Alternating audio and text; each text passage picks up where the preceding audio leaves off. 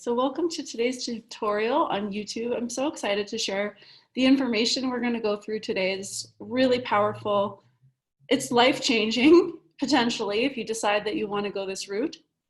So my goal with this tutorial is mainly just to give you a really broad and comprehensive idea of what is involved in using YouTube effectively, with the goal that you'll get inspired to commit to doing this or not, okay? Because really it requires commitment. Consistency is really important with YouTube. So if you're gonna do this and you wanna see results, it might take a few years to see results, but those years could be lifelong in terms of their impact and their leverage over time. So it's not, they say it's a marathon, it's not a sprint. So if you're gonna do a marathon, you have to commit and you have to practice and you have to go every day. And it's not a short-term thing, it's a long-term thing. Please don't try to learn everything that I'm sharing today because you'll be overwhelmed. But just allow yourself to receive and take it in. And once you know what I'm about to share with you, then you can go deeper into it after you've decided that you want to commit. You know, why YouTube? The big answer to why use YouTube is it's a search engine. YouTube is a place that millions of people go on every single day looking for specific things, and the whole algorithm of YouTube is set up to link those exact people with the answers that they're looking for. So it's like this magical marketing matchmaking machine that, if you know how to use it well, is just going to find the right people that are interested in what you do by itself. And then all of a sudden it's just funneling people in your direction that are going to resonate with you. Not only is it doing this free matchmaking service, it also pays you. So once you reach 1,000 subscribers and 4,000 watch hours, so people are spending a certain amount of time on your channel, then you make money on ad revenue. I personally got really inspired by YouTube like I've had a YouTube channel for probably 10 years, but I just used it to post information for my clients, videos. So I wasn't really using it in the way it's intended. But I met this guy through Salsa last year. So if you search Duendes Reales, which means real elves, I think. Look at this video, 9.9 million views. Okay, so this guy is getting found in search. I met this guy. When I met him less than a year ago, he had 260,000 subscribers. Now he has 420,000 or 17,000. He lives full-time from the income from ad revenue. Okay, so he doesn't work other than making YouTube videos about elves. So this is also a little bit of a cautionary tale, because I think it's good to check out his channel, because to me, it inspires me. Like, what people are looking for is connection. Like, look at how he stares right at you. Like, he's always super close to the camera and like really intensely just talking. And people want that kind of personal connection, informal personal connection. And I was inspired by the fact that, you know, he created videos that were highly searched. You know, people are looking for videos about real elves in Mexico.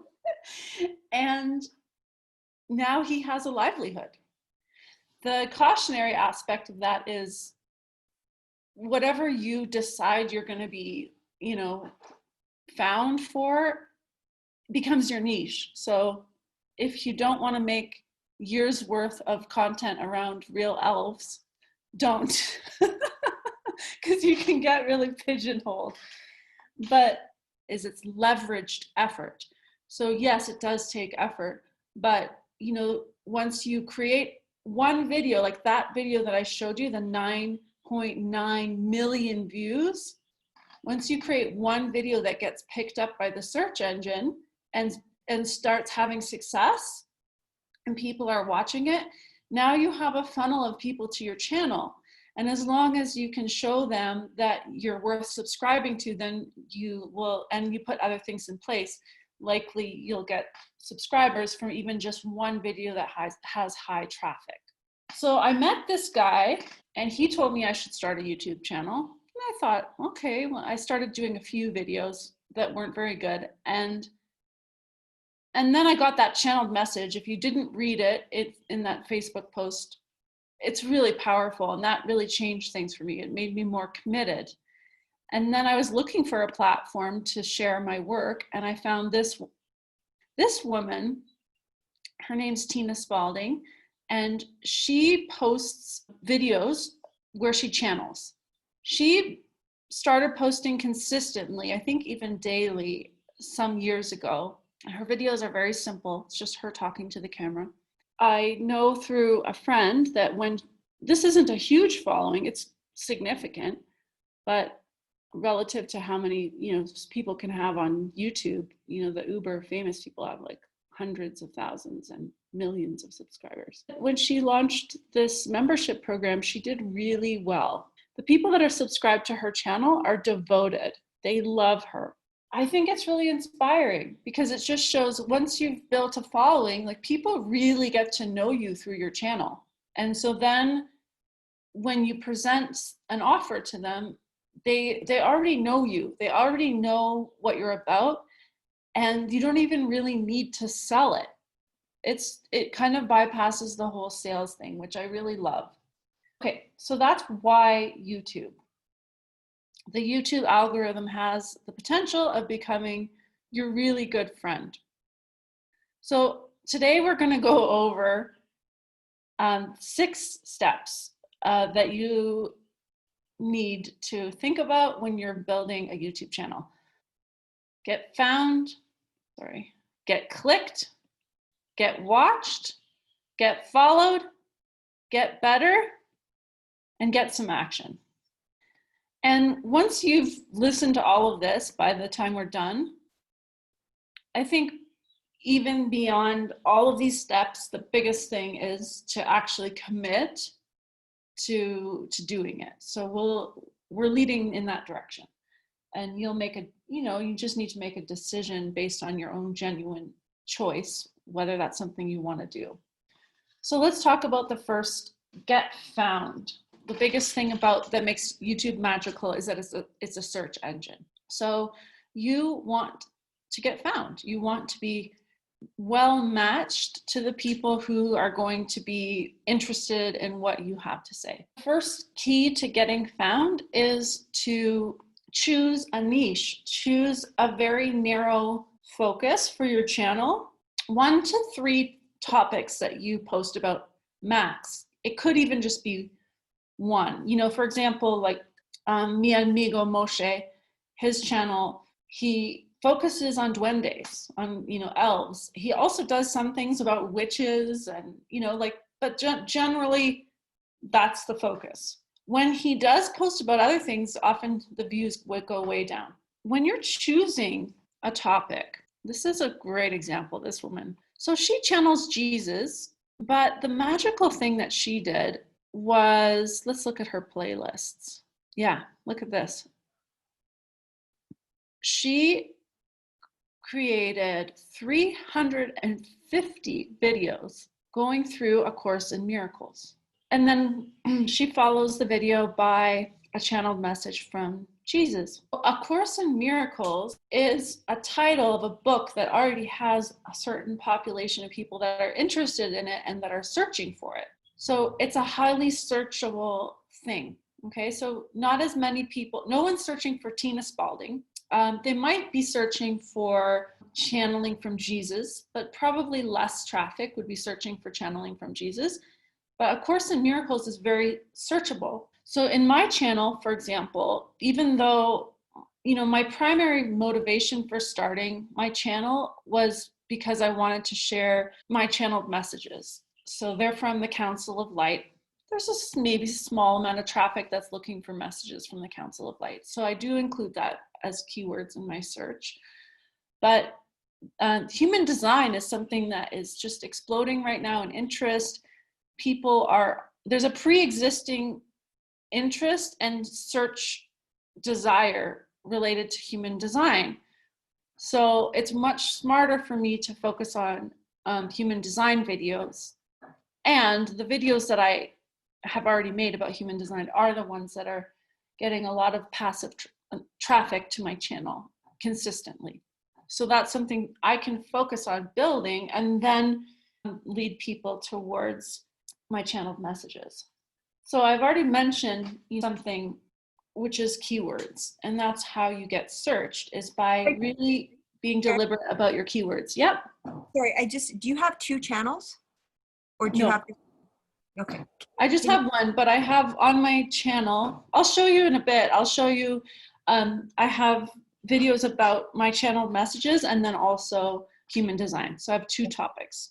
One of the keys there too is that the 2 topics are mutually complementary. So like, you know, people that are interested in human design will likely also be interested in the messages I'm channeling. So it's the same target person, like the same person is going to be watching those. Okay, so when it comes to making something searchable, there's this amazing tool called TubeBuddy.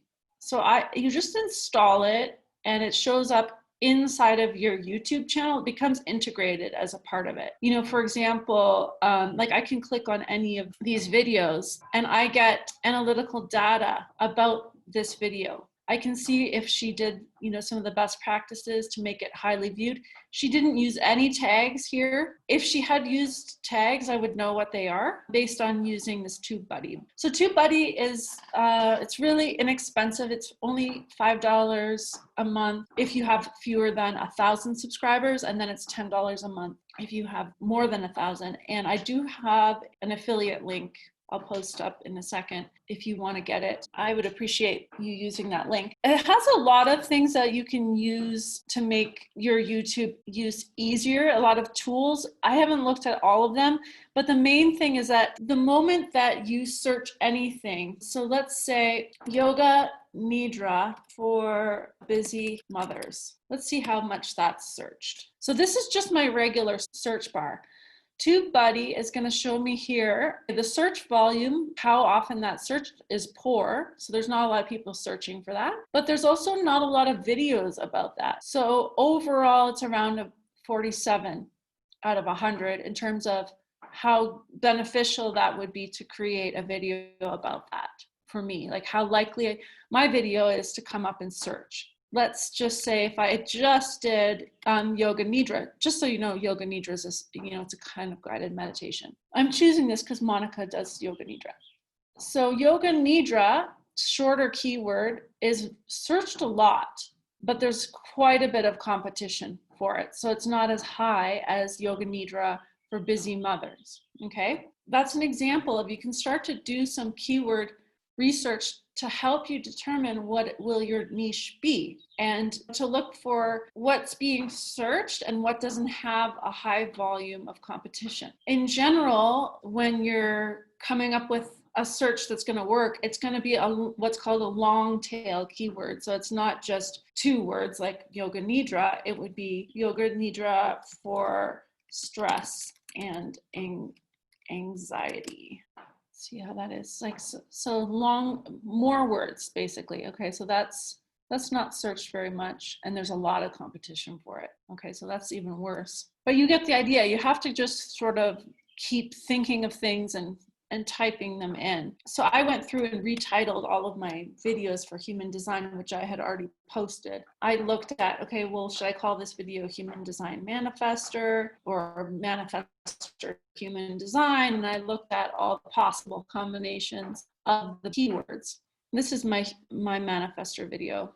This is the one that's getting, that YouTube has picked up and is promoting for me. When you choose your keywords, you need to put your keywords in a few places. The most important is the title. One of the mentors that I follow, Catherine Manning, I sent you the link to her channel. She's my favorite. She suggests that you attempt to use close to like 80 to 100 of the characters that you are allotted for your title, just because it's such a valuable real estate for keywords. But I mean, if you just don't get too overwhelmed by this idea of keywords, try to think of it in terms of, okay, well, this YouTube is trying to match people with your channel, but you need to choose words that people are actually looking for. Like the people who are going to benefit from what you say are searching for certain things. So what are they searching for? That overlaps with what you can offer. Then,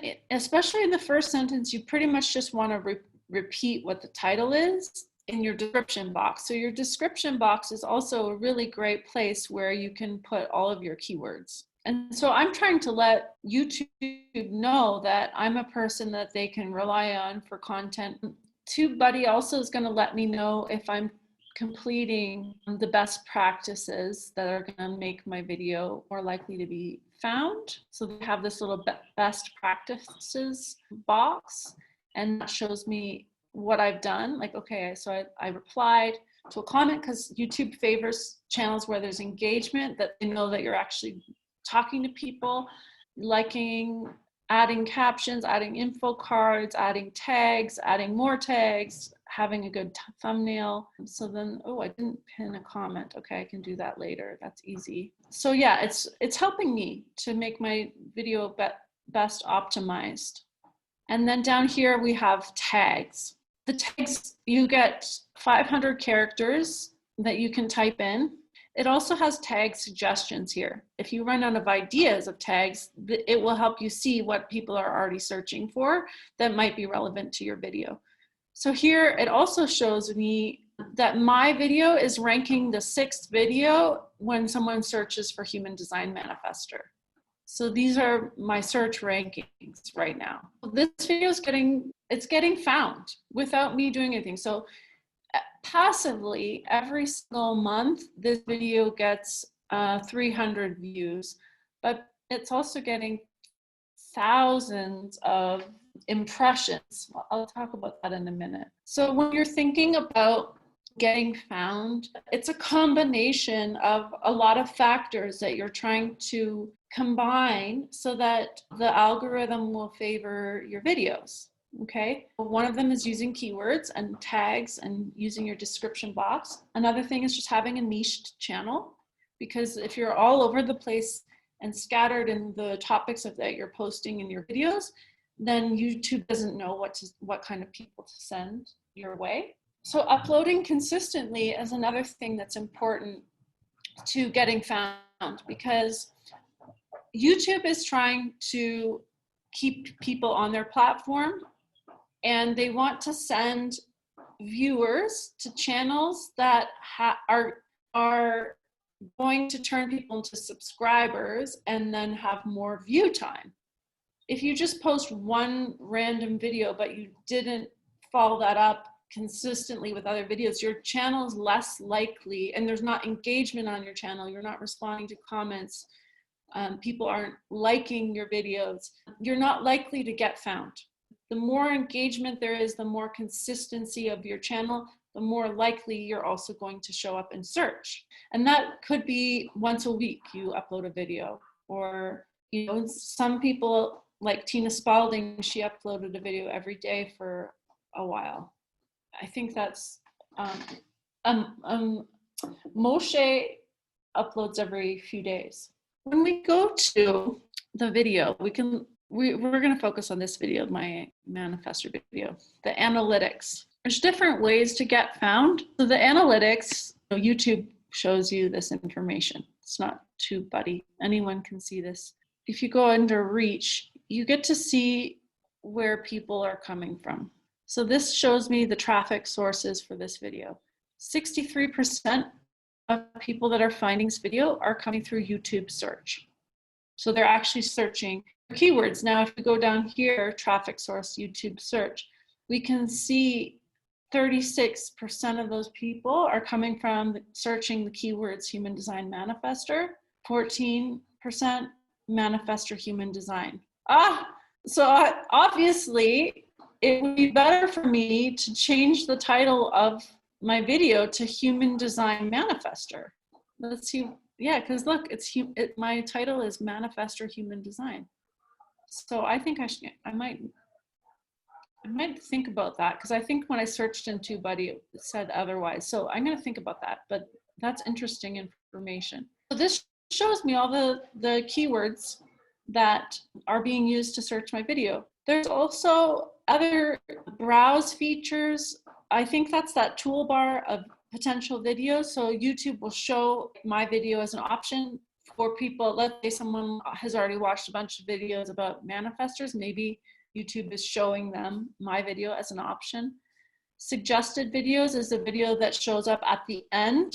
When you watch a video, it'll move right to another video. You can go down here and I can see that my video is being shown to viewers that watch these videos, which is amazing. And all of these numbers are getting more. The more views I get on this video, the more YouTube is showing it as an option, because it's proven. It's showing itself to be a video that people watch, which is another important thing about getting found. Is this little thing here is really a valuable visual for you to get your mind around. Impressions. This shows how many times someone has actually just seen this thumbnail show up on their screen. This little thumbnail has been shown 19,000 times on YouTube. Of that 19,000, 8.5% of the times that it's been shown, people have actually clicked on it and watched it. And so I've gotten 1.6 thousand views from those impressions. Of those impressions, as people that watched, on average, people watched 11 minutes of the video, and the video is 30 minutes long.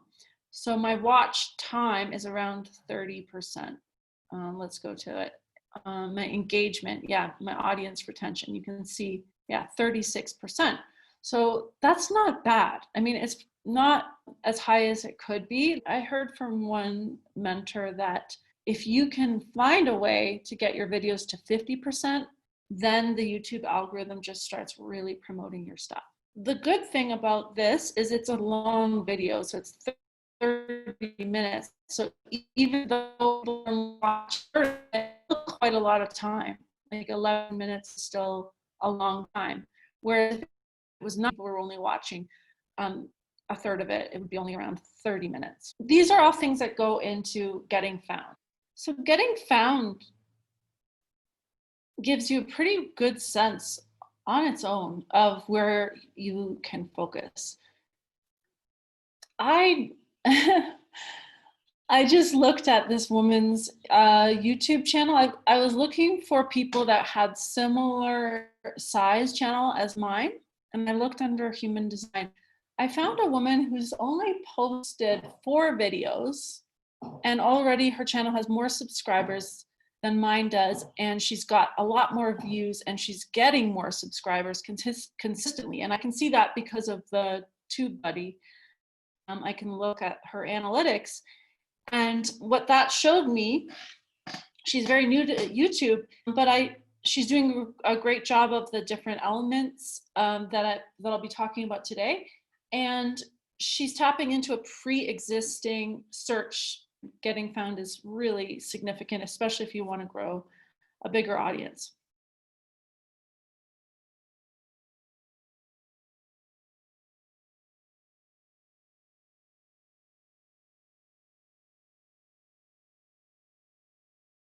Get clicked. So this is the second step. But once you've gotten found, once your video is being shown as an option, the next step is to get clicked. This is referring to your thumbnail. Your thumbnails matter. That's the point of this section. It's tempting by the time you've created the video. I built my thumbnails research and you filmed it, you edited it, you uploaded it, you wrote the description. For me, I'm just like, I don't care about the thumbnail. The thumbnail is so important, okay? Don't neglect the thumbnail, because look at this. So this video actually has a really good click-through rate, 8.5%. So that means 8.5% of people that see this actually click on it. But if we look at all of my videos, so this is the analytics for my channel.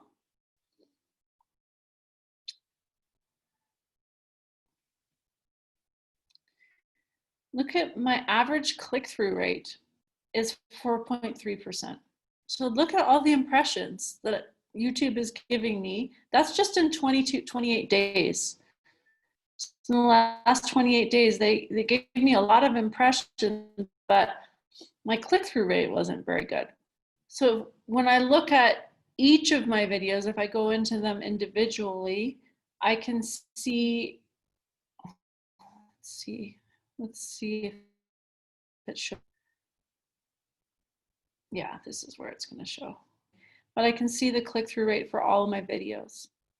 Some of them are pretty low, some of them are high. The nice thing about this is that you can change your thumbnails.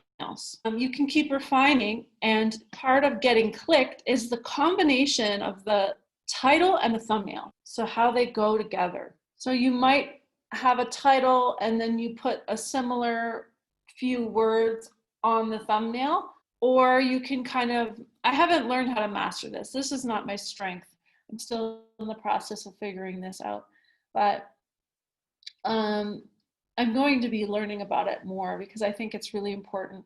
Because think about it, like if I can just make my thumbnails better, all those 22,000 impressions that I got in the last months, I'll be getting more traffic. One of the things I have noticed though is my manifestor video, the more that it's watched, like the higher the views, now that it has 2,500 views, it's like a self-fulfilling prophecy. More people click on it because they see that other people watched it.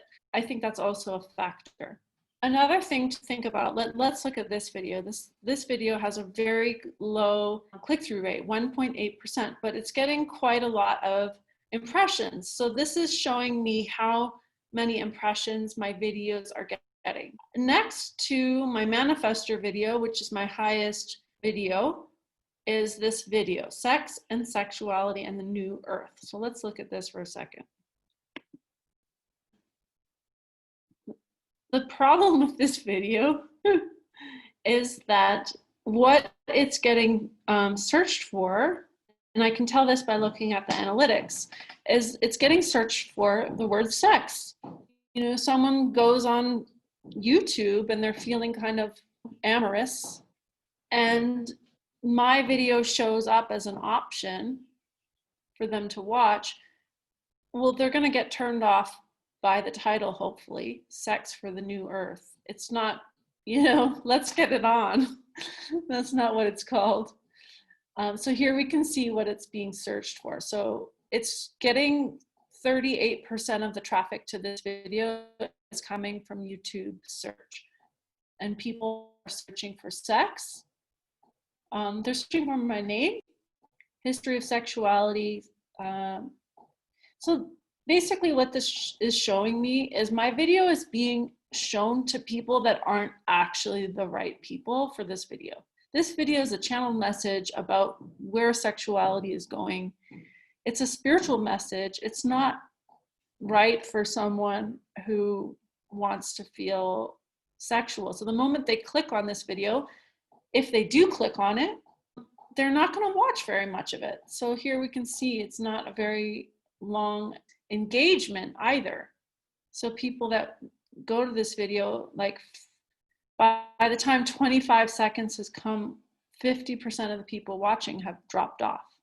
So people can tell right away, no, this video is not.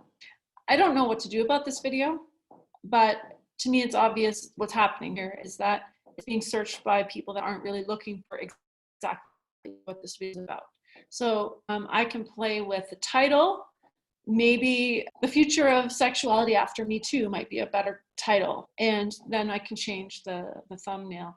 A few elements to think about when you're creating your thumbnail is having, ideally, an expressive face. This is okay, but it's not great because it's not a very clear visual. So a high quality photo if you can, and then big words. So this one's pretty good. A face and words that are really big and legible and bold and not, so yeah, an expressive face, big words. I'll show you a few examples of people who are doing this well.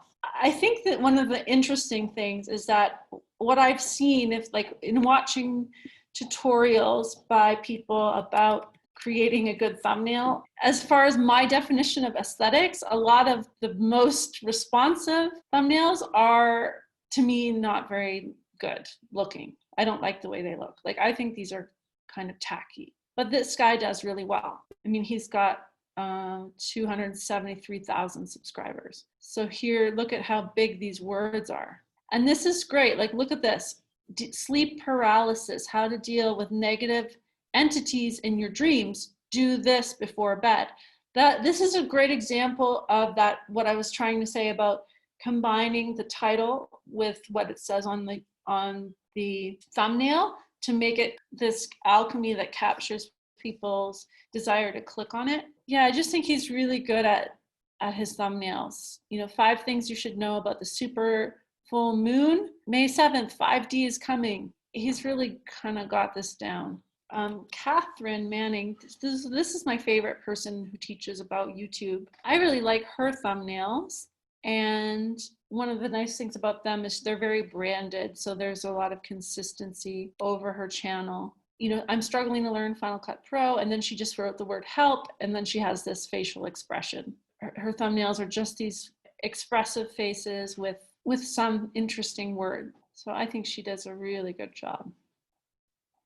So Eli's other question, do thumbnail images need to come from the video itself, or can it be a photo made specifically as a cover, even if not part of the video specifically? Yeah, the recommendation is that you take a separate photo, because you can just take a screenshot from the video, which was what I was doing, but it's not, they don't usually look as good as if you had actually taken the time to take a separate shot. So, Catherine Manning that I showed you, she always does a photo shoot for her thumbnail. So she'll take some time and she'll actually set up the tripod, and she plans out her video or her shot, and then she takes it. So get watched. Now that we've got people on your video, let's try to make sure that they actually watch the video.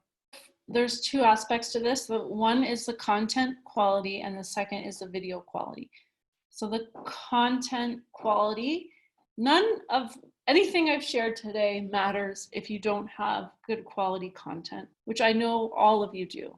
You all have value to share. And so that's not the concern. The concern is, okay, now that we know that you have valuable content to share, how can you share it in the most effective way?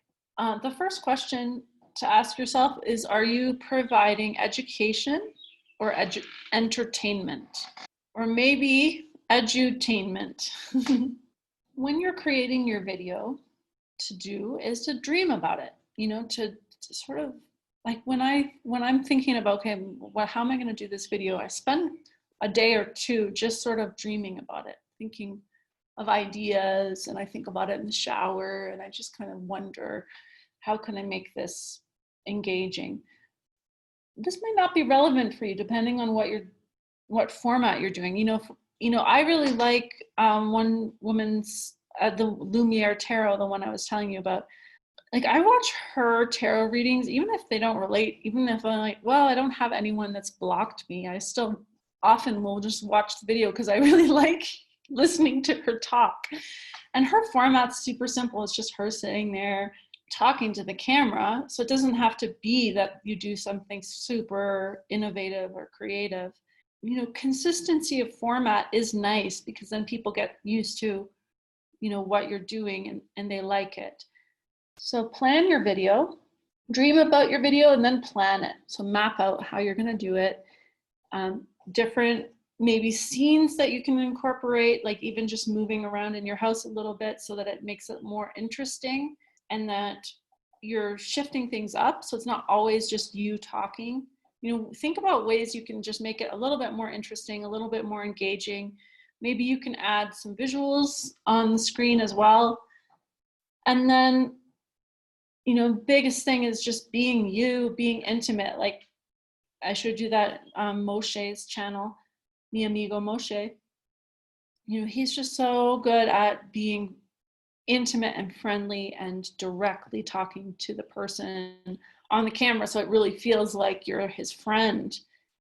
So being casual, being yourself, forming that connection with the camera, looking at the camera. Oftentimes people won't look at the camera, they'll be looking at themselves and the screen that they can see, and you can tell right away that they're not making eye contact. So don't do that. I'm always surprised how many people end up doing that.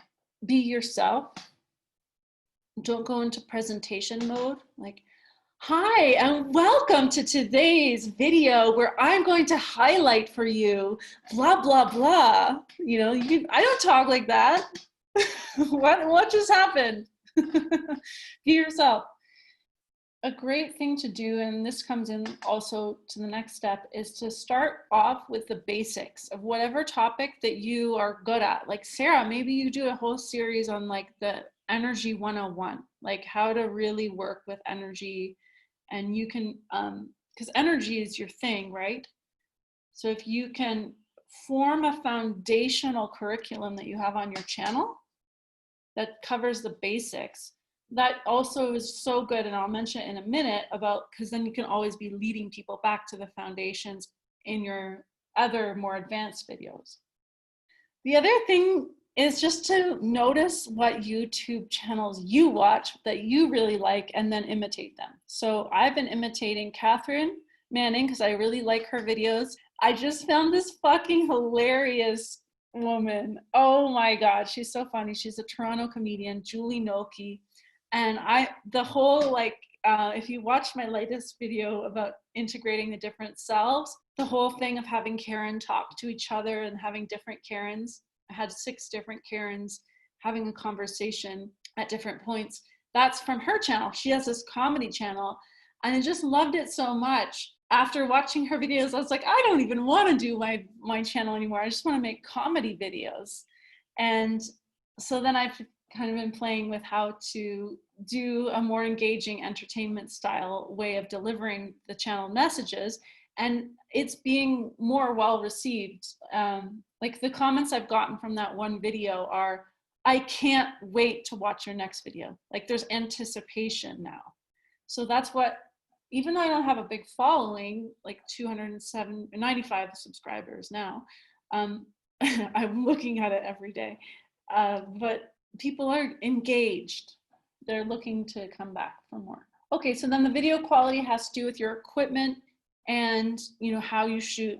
But there are a few things that help people to want to watch your video. One, having good lighting.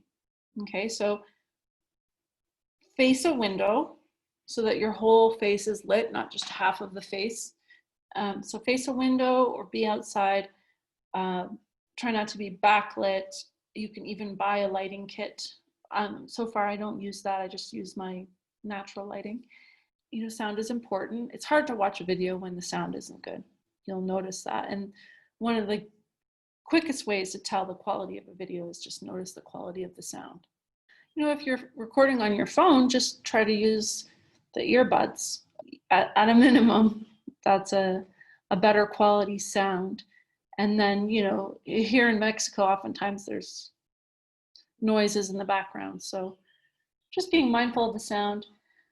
There's a lot of videos about what equipment to use. And so I won't go into that because there's so many different configurations. I mean, if you have a Mac, that makes things easy because there's iMovie installed in it, which is good for editing. You know, I bought a microphone and I have a webcam that I use. I also have been using just a camcorder. It just really depends what you have available to you. Whatever you have available, you can always start with your phone, but just start. So your quality is going to improve over time. You know, the more that you start to see results, the better you're going to feel about investing in better equipment. Okay, so once you've gotten watched, oh, I did want to show you one thing about this. Oh, well, here's the editing software. So I put a lot of effort into editing, and I think this is something, I know a lot of people don't even edit their videos. So even just starting to edit your videos is going to take the level up, because there's going to be less ums, ahs, pauses. You can take out moments where you're rambling. You know what? You want to just stay really on point, concise, planning out what you're going to say, and then editing out the extra is a good exercise in learning how to really tighten things up, because the direction of YouTube is there is a lot of competition. There's a lot of videos on YouTube, more and more every day. And so it's better to produce higher quality and less quantity. Like if you're going to just do one video a week, but you're going to really make it a good video, that's a better use of your time, and really getting your thoughts into as short as possible, because that's, you know, people don't have a big attention span, and they also have a lot of other options. So getting watched. Okay, once you've gotten watched, you want to get followed. So you know, you want to, the people that watch your video, you want them to actually subscribe to your channel. So how does that happen? Unfortunately, you know, my video that's getting the most views right now, the manifester one, it's something I created many years ago, maybe 3 years ago or 4 years ago. And I just put it on, made it public on YouTube 11 months ago.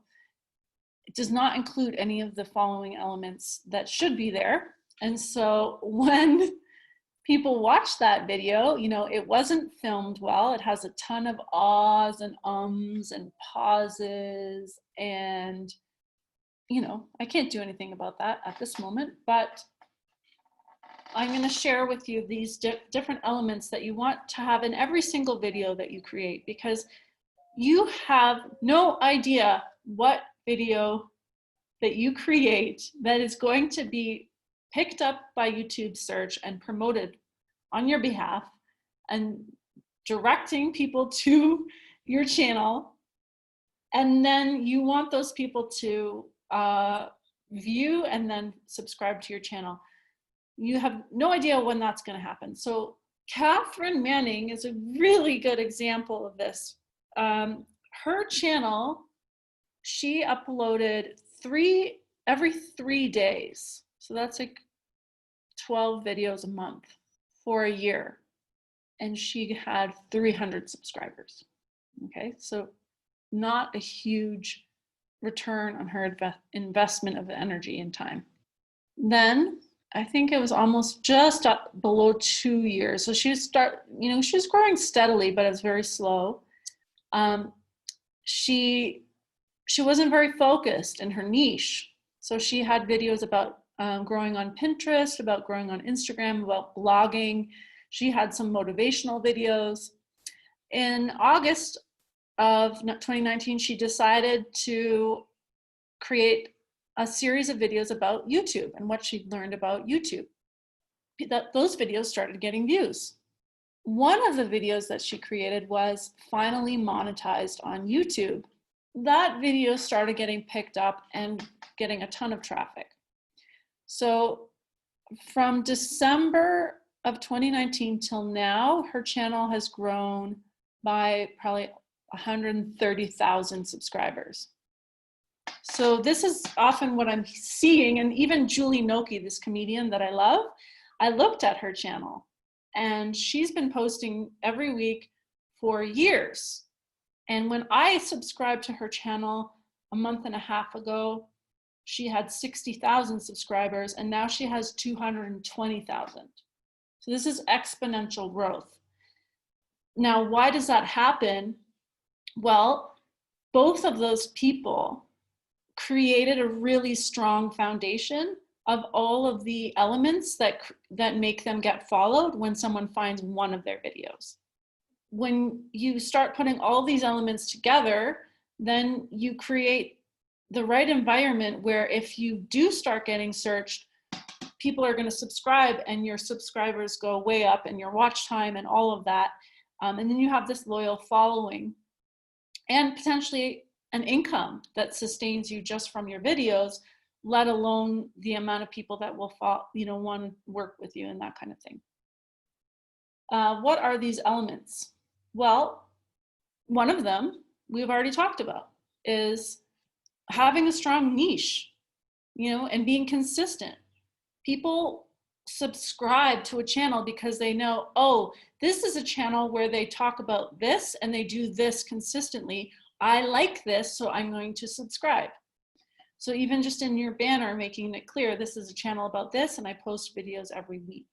I like sharing your uploading schedule. So, I mean, in an ideal world, you choose a day that you upload and maybe it's Tuesdays and Fridays and you just say, hey, I upload every Tuesday and Friday, and then people know to expect it. I haven't done that yet, but I'm moving in that direction. It's a little hard for me to commit, but I let people know in every video, hey, I post videos every week. So they know I'm consistent. And I put that in my banner too.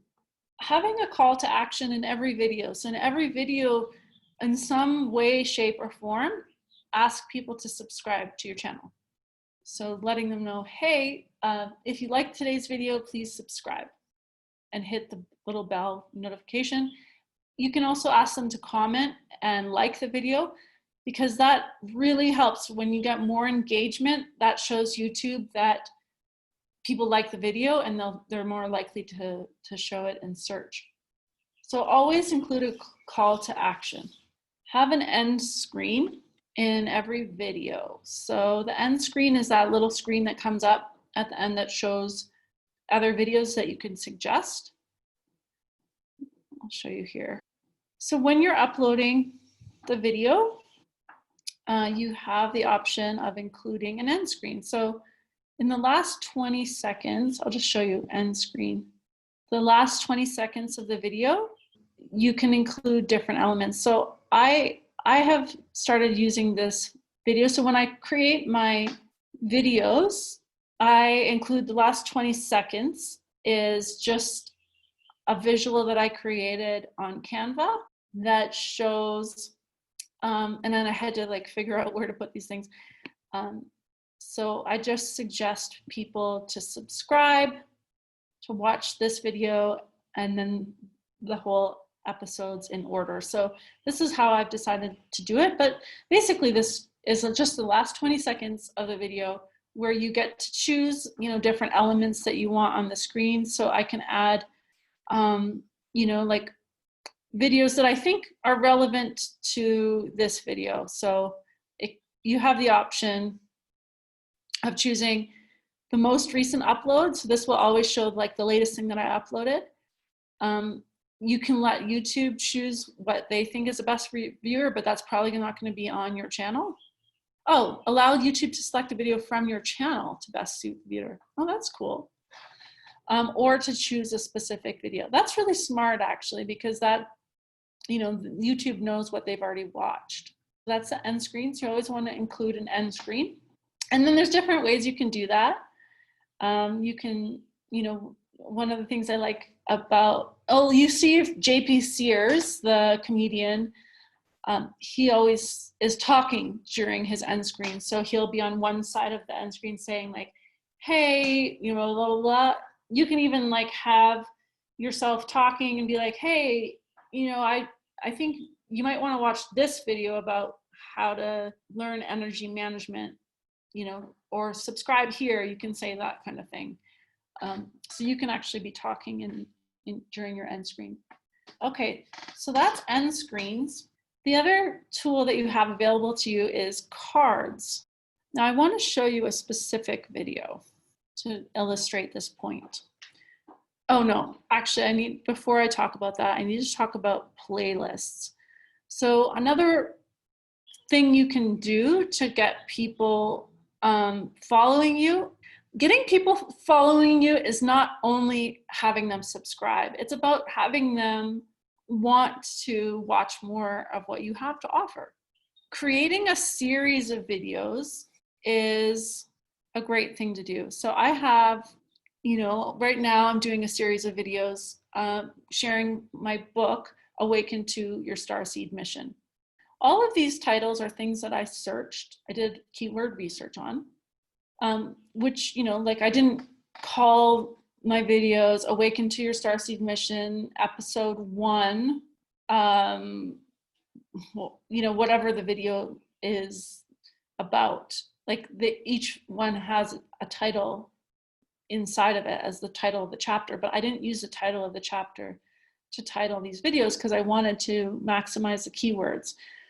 But they are a series, okay? So this is really valuable because it's a series, it's a chapter by chapter book.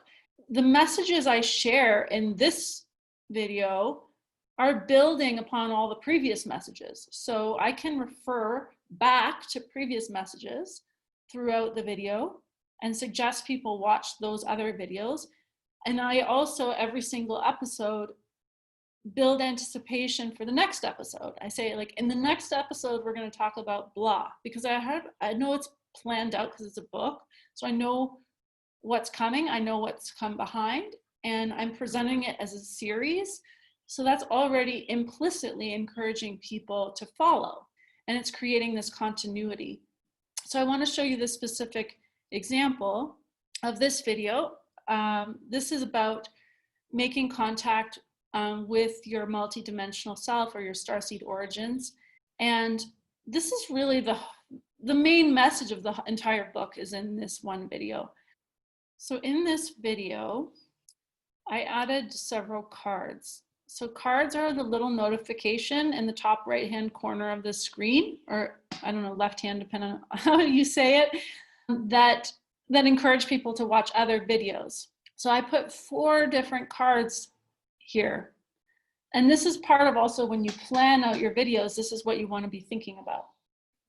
This is also why I was telling Sarah, and really sharing with all of you, that it's really valuable to create a foundational content on your channel that goes over the basics, so you can constantly be referring back to those. So I'm going to play this. Hopefully you'll be able to hear it. You watch at least a few of those episodes so basically what I'm saying here is that the content of today's video is building upon concepts that we already went over in the previous episodes. And so if you really, if you're new to making contact and you want to make contact with your starseed origins, you probably need to check out these previous videos in order to do that. Provide foundational information that we're building upon for today's message. The top 3 episodes that I recommend would be the first one about Are You an Emissary of Light, which really explains what starseeds are. The 7th episode, which explains how to receive energetic transmissions. And then the 8th episode, which explains the importance of earth connection for making contact. So if you have the discipline to go back to those and watch them, then I recommend that you do that. And if not, what we'll be sharing today is channel message from the Council of Light, which outlines 4 reasons why you might not have established contact until now. And then for making contact. And watch them, then I recommend that you do that. Okay. And if not, and then at the end, I also share the playlist. Fear of sharing. So in every episode, I try to link and share a card to at least one other episode, and I also share a card for the entire playlist. So this way, I'm already building following. And I'm finding this is true, that once someone watches one video from this series, they'll often watch another. So when you're thinking about your content, try to think in terms of playlists. What I'm going to do, because in that video that my video that's getting the most traffic, I have no call to action. I have no moment where it says, hey, I post videos every week, please subscribe. So what I'm doing now, because I'm getting a lot of manifestor women looking at my channel, and you can also see in the analytics the demographics. So I know that most traffic of people that's coming to my channel are women 25 to 35 that are manifestors. And so I'm creating an amazing series of videos right now, where I've interviewed 5 really empowered manifestor women about what they've learned about being a manifestor, and I'm creating a series of videos called The Empowered Manifestor. And the only thing I really can do is add those cards into my current manifestor video, suggesting people to that playlist, and then create an end screen that has those videos. Knowing now, because like I have had this happen where the one video that I have that's getting the most traffic doesn't have these elements in it. Now I have more of the direct experience of the pain of that, and how I don't want to do that ever again. Like the video I'm creating right now, I've been spending a lot of time on it, and I want to make sure that, you know, if years from now it happens to get popular, that it's building into my channel and how it all works together to have people subscribe and then watch more.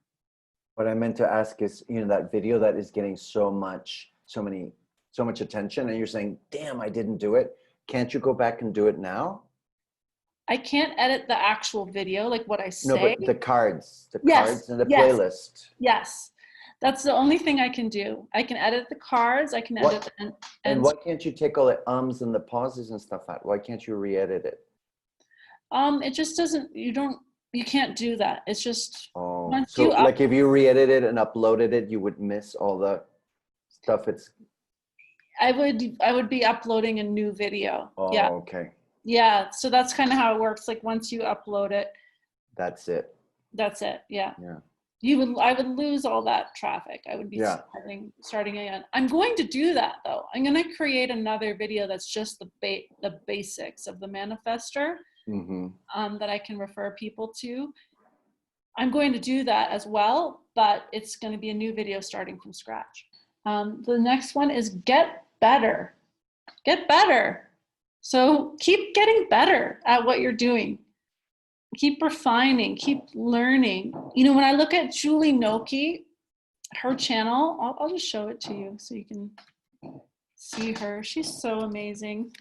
Okay, so look at this. This is this amazing thing that happened. So she got this video explaining the pandemic to my past self. This is what blew her channel up. Who are you? 6 million views since April 9th when she uploaded it. But let's look at her channel. So this is an example of like what happens when you have your channel well created. Like subscribers in the last 30 days, she's had 159,000 subscribers. Oh my gosh. So we're gonna just look at all of the videos that she's created.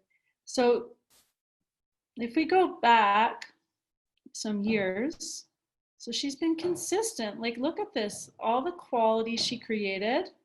So 4 years that she's been on YouTube. So for a long time, she was doing these sort of food related things, Sunday Fun Day. She did a lot of cooking videos, and then she started doing Ask Hi Julie. She would smoke marijuana and then do a Q&A. So she did different things, but if you look back at her videos, you can see her evolution, and that what she was really learning was like what really works, like what's an amazing formula for me. And by the time she's getting here to where we are now, she's got it nailed. Like she's really figured out how to do her. Oh, you haven't. Oh, hold on a second. Are you there? It says I've been signed out. Okay. Yeah, so she's really figured out how to do her channel. And so that now when she gets this video posted that's getting 6.1 million views, you know, every video on her channel has all the elements that I talked about. She doesn't do cards, but she clearly has set up a channel that's worth subscribing to. What the point of this is, just it's always an evolution, and Like, just be in the attitude of like, how can I improve? Like, what's really working here? What are people responding to? And something you can look at, and I've already showed you this, but I want to show you again to help you figure this out, is, yeah, let's look at this one. So if you even just look at my videos over the last 2 months, you'll see an evolution. You'll see that I've been constantly trying to get better. So let's look at in my audience retention on this video. So audience retention is going to help you understand where people are falling out of your video. So I look at this and I see that I have lost people, a lot of people, within the first 9 seconds of the video. So what are the first 9 seconds? It's my little introduction thing.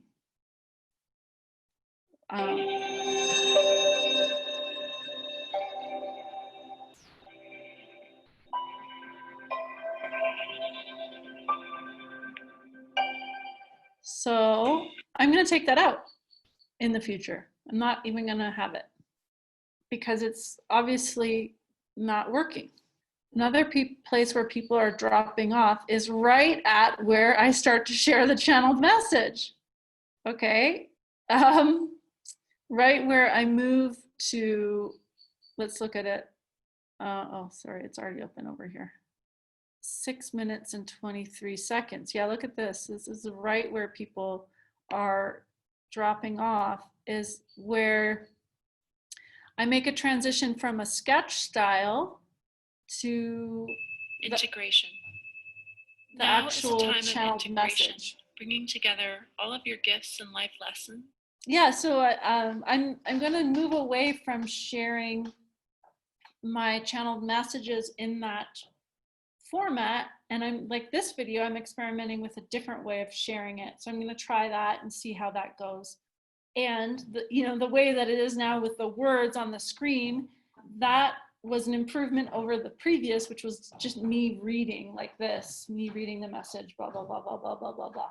So just get better, keep progressing, looking at your analytics, looking at how people respond, and then adjusting accordingly. Okay, and then the final step, get some action. Okay, so have place where you're directing people. So think about, what's the flow? Okay, so if someone finds you on YouTube, what's the next little action that you could lead them towards? And you can lead them towards this in your description box by putting all your social media in your description box, putting your website. You can have like a free thing that you offer, all the typical marketing things. I don't know how to describe this distinction because I've learned so much about marketing over the years. And something for me is different about this than what I've learned in the past. Maybe it's just my agenda, my intention. I don't know. I guess I just like to say I really committed to Instagram. Interestingly, most of my traffic comes from Facebook. So Facebook is still leading the race. But I'm trying to get more on Instagram and growing my Instagram. My website, and if you haven't looked at my website, I'll just share it quickly because it's new for me. I've had lots of websites over the years, but my latest website is so simple. Okay, I followed the guidance, or not the guidance, the example of my friend Lori Lothian. She's my favorite astrologer, even though I don't understand what she says. I watch all of her YouTube videos, and she's my friend. I mean, I just talk to her all the time, but I know from talking to Lori and seeing her business that she gets a lot of business. She has a lot of readings. Every day she's like, oh, I did 2 readings today. I did 3 readings today, every day for, the past year. So I know her website converts. She used GoDaddy to build this website. I built a website on GoDaddy following her template. What I like about this template is it's very simple. There's not a lot you can do on this website other than you can You can read a paragraph about who she is, just one paragraph. You can book this kind of reading, you can book that kind of reading. You can book this reading or that reading. You can do this reading or this reading or this reading. There's some testimonials. You know, there's just not a lot you can do here, but buy stuff. So what I did was I built a website using GoDaddy, but I didn't like GoDaddy. So I rebuilt the website. So I used GoDaddy as an inspiration and as a template. And then I rebuilt the website using WordPress. So on my website, really there's a very few things you can do here. You can buy a book, you can book a reading, you can get a free download. If you haven't gotten this, by the way, it's quite profound. A message I channeled about the grand reorganization. So yeah, there's really not a lot you can do here. And because of that, it's like, it's so easy to go on there and just buy something. So I don't know, I just think keep it simple. All of this together is just working, and that's a miracle. What I want to say now, and I think if we look at the examples of all the people that I showed you who've had this like exponential growth curve, they all were committed. They were, I mean, Catherine Manning was posting 3 times a week for 2.5 years, I think, before her channel grew significantly, okay? That's a friggin' long time to be committed to something that's just showing small growth. So commitment is really important to doing this effectively. My question that I'd like to leave you with is, does this seem like something you want to do? And if it does, you know, can you commit to posting videos for the next year, 2 years, 3 years?